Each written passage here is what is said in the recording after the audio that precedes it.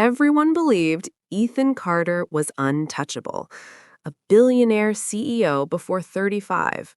Private jets, mountain retreats, total control.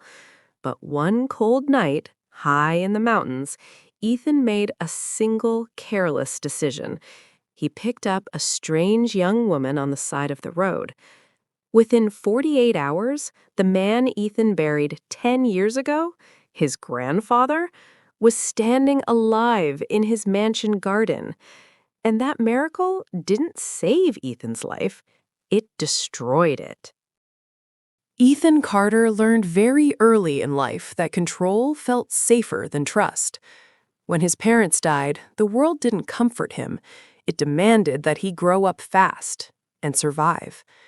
His grandfather, Henry Carter, became his anchor, a quiet man, a patient man, the kind who believed that success meant nothing if it hollowed you out from the inside. But Ethan didn't hear those lessons. He heard results, numbers, power, and power made the pain quiet.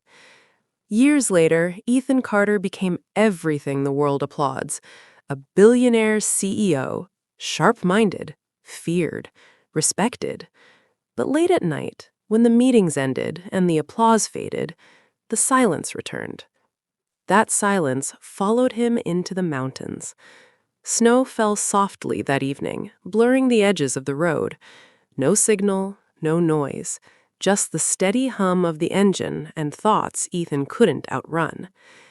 He told himself he was there to think, to plan his next move. But deep down, he was running from a feeling he didn't have a name for. Then, he saw her, a single figure on the side of the road, still, barefoot, waiting. She didn't wave, she didn't panic. She simply watched his headlights approach, as if she already knew he would stop. Ethan slowed down. His instincts told him not to. Strangers were variables. Variables were risks, but something old stirred inside him, something he hadn't listened to in years. He pulled over. When she opened the passenger door and stepped inside, the cold followed her, but so did an unsettling calm. "Thank you for coming back, Ethan Carter." His breath caught. She said his name with familiarity, not curiosity. The road stretched on as she introduced herself. Lila Monroe. Her voice was soft, measured, as if every word carried weight. They drove in silence for a while. Then she spoke, about time that doesn't always move forward, about legacies left broken, about debts that don't disappear just because we stop looking at them. Then she said the name Ethan had buried deep inside himself. Henry Carter. His grandfather. Ethan's hand. He remembered the hospital room, the machines, the argument they never finished. He remembered walking out, choosing pride over forgiveness. Lila didn't argue, didn't explain. She only said, "Some goodbyes aren't accepted the first time." When they reached the edge of a small town, she opened the door, snow swallowed her footsteps, and she was gone. On the seat beside Ethan lay an old silver watch, ticking. Henry's watch. That night, sleep refused to come. Every sound felt louder. Every shadow felt closer. By morning, screaming echoed through the mansion. Staff rushed, security froze. In the garden stood an elderly man, leaning on a cane. Alive. Breathing. Henry Carter. Ethan's legs gave out. The impossible stood in front of him with the same tired eyes that once watched him grow up. Doctors came. Tests were run. No explanation existed. The death certificate was real. The grave was real. But so was Henry.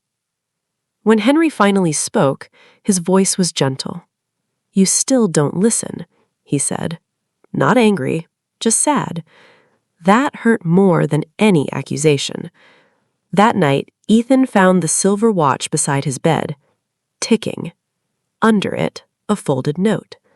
Miracles collect payment. The payment arrived swiftly. Deals collapsed without warning, old secrets surfaced, investigations reopened. Friends stopped calling, board members turned silent. The empire Ethan built began to crumble, not from outside attack, but from the inside. Ethan searched for Lila, and when she appeared, she wasn't surprised. She told him the truth. She wasn't there to save him, she was there to restore balance. Ethan had inherited success without wisdom, power without humility, wealth without responsibility. Henry's return was never meant to be permanent. It was a lesson. As Ethan lost everything he once worshipped, something unfamiliar took its place. Stillness. Listening. He sat beside his grandfather, learning again, not how to win, but how to live. And when the balance was restored, Henry smiled. This time, he let go. Years later, Ethan Carter lived quietly. No titles, no empire, just purpose.